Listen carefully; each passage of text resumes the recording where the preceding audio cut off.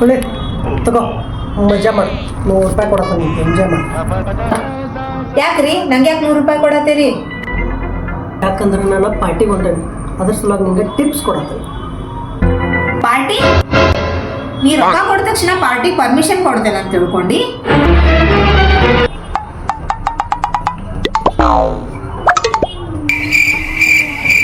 ಈ ₹500 ಏನು ಬಂಗಾರ ತಗೊಂಡ್ ಬರ್ಲಿನಾ?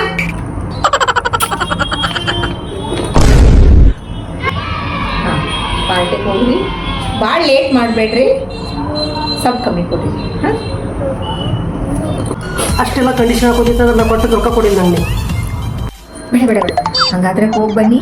ಟೇಕ್ ಇವಾಗ ಓಟ